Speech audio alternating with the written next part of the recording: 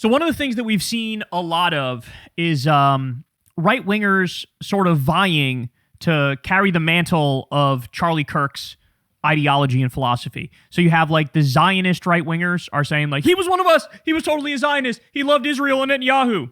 And then you have the anti-Zionist right-wingers who are going, no, he was going to turn on Israel. It was going to happen any moment. I have texts that prove it, et cetera, et cetera. And so here's one of the things that was posted by the pro-Israel Republicans to try to use Charlie's legacy to shit on what Candace Owens is doing right now. Watch this. It is very tempting to engage in, let's just say, deep internet theories that quite honestly are rooted in lunacy. Sigmund Freud was a Kabbalist. They are trying to use psychology to make their religion the religion of the world. And we see this with the Jew hatred, where people think that they're onto something, but in reality they're not.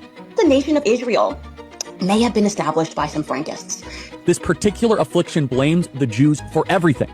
Drugs, prostitution, sex pornography. We Jews love pornography. You're going out of your way to try to create this big web of connections. And it's the Jews, and it's the Jews, and it's the Jews. Who is in control of the White House? And Nick Fuentes wrote a one-word response.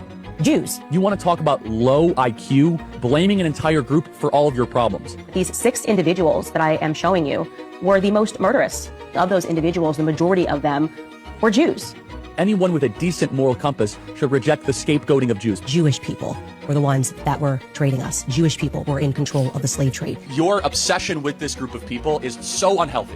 Where did the idea of a concentration camp come from? Who created those gulag systems? The majority of them were Jewish men. The synagogue of Satan. The synagogue of Satan. This is a synagogue of Satan, powerful group of elites. The Israeli government does not do everything right, but they're not to blame for all of the world's ills either. It was just convenient for Israel that JFK got shot. It was convenient for Israel, by the way, when the towers went down. Israel did 9/11 is a rather anti-Semitic thing to say. The Israelis that were working at the World Trade Center who were forewarned of the attack.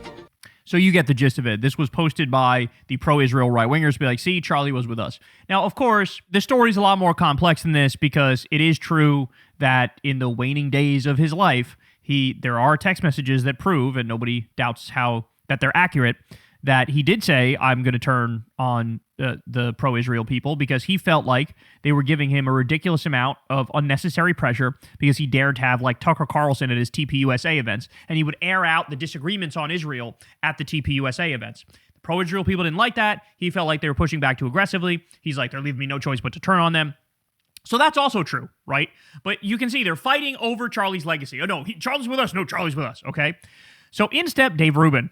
Dave Rubin, who probably, if not the dumbest political commentator that's out there today, one of the dumbest political content creators that's out there today. He's a joke. I mean, he got absolutely bodied by Joe Rogan. Remember that? When they argued about, like, building regulations and stuff, and, you know, somehow Joe Rogan, who also doesn't know all that much about this stuff, still managed to destroy him. Well, anyway, Dave Rubin comes out and says this. I haven't said it publicly before, but it's finally worth mentioning. The last time I saw Candace at my house in 2022, all she talked about for an hour was how much she hated Charlie.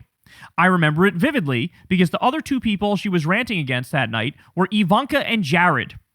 Which, by the way, he's saying this because, like, the reaction from the establishment right-wing people, oh, you hate Ivanka and Jared? How could you? Who the fuck likes Ivanka and Jared? Jared took $2 billion from Saudi Arabia. He's a total fucking sellout. He's profiting off of misery around the world. Anyway, I digress. I remember vividly because the other 2 people she was ranting against that night were Ivanka and Jared, whom we had just met and had dinner with a few days before. Ugh, gross. And who couldn't have been kinder or more decent people. Please. Yes, that is 100% true. And when she claims this didn't happen or it's a Zionist lie, ask her if she enjoyed the chicken parm. Okay, so Candace sees that and she goes, hell no, you go fuck yourself, Dave Rubin. So she fires back and says, this is completely and utterly made up, LOL, sheer fiction. You guys are so positively desperate to rewrite Charlie's history that we are moving to fantasy. But since the internet is now interested if it's cool, I'd like to now share the story about why I decided to stop being friends with you after you bizarrely opened up to me about how you hired a young Christian male who used to work on my show at PragerU. Huh? You told me his parents were overbearing Christians who were concerned about him moving to Miami to work for a gay couple. Sure enough, the next time we saw you, you told us a story about how you and your husband just knew that he wasn't shy, but that he was more likely secretly gay, and how you were encouraging him to experiment with guys and explore his sex life. You told me and George that you then encouraged him to go on a date and then to have his first kiss with a man. Shortly thereafter, he quit your show and moved from Miami. I was positively sickened by this story because I knew this kid, and yes, he was shy, and the fact that you questioned him about his virginity and dating life and encouraged him to kiss a boy makes you a groomer in my book. And then she says, should we get into what you told me about your night in Hawaii with Peter Thiel, or is the above enough perversion for one morning? Hey, yo! Hey, yo! No, what the fuck? Nah. Nah, I don't want to think about this. I want to talk about this. What? Is she implying here that Dave Rubin fucked Peter Thiel? Or sucked him off? Is that what she's implying here? Quote, should we get into what you told me about your night in Hawaii with Peter Thiel, or is the above enough perversion for one... Well, if you were wondering where the Rubin Report gets their fucking funding from, I think we have a new theory. Allegedly, a billionaire by the name of Peter Thiel, who maybe has some special relationship with Dave. Oh my God, bro. God damn. Holy shit.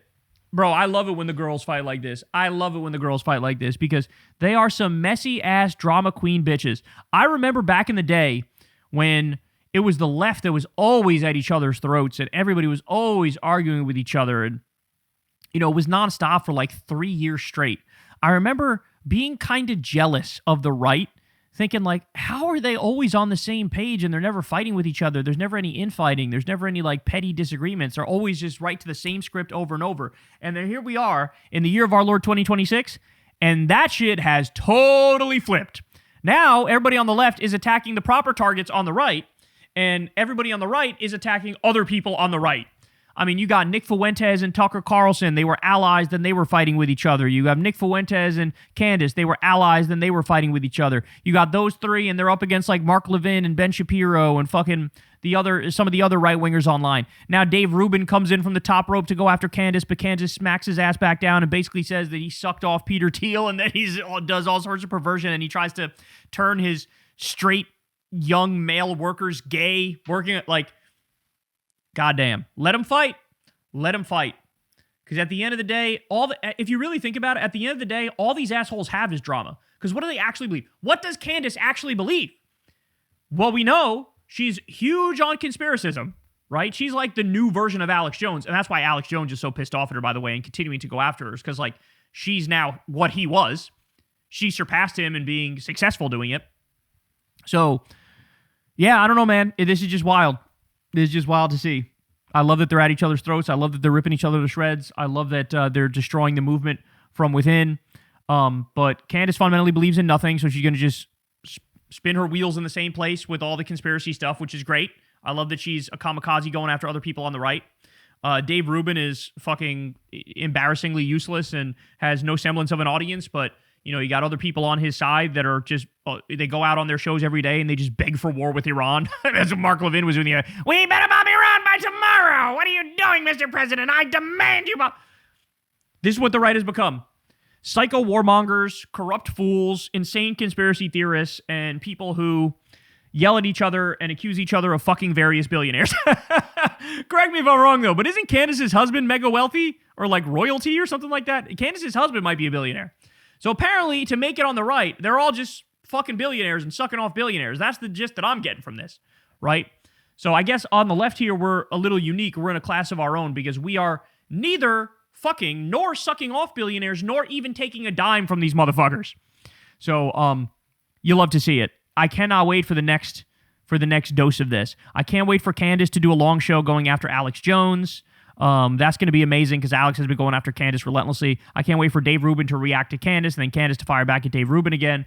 I'm going to grab my popcorn and fire every single in and out of this, y'all, and I will deliver it all to you on a silver platter, and we will laugh and have a glorious time discussing it. Hey, y'all, do me a favor and like and subscribe. It helps out big time in the algorithm. Click the bell as well for notifications when videos drop, and watch that video on screen right now. You know you want to.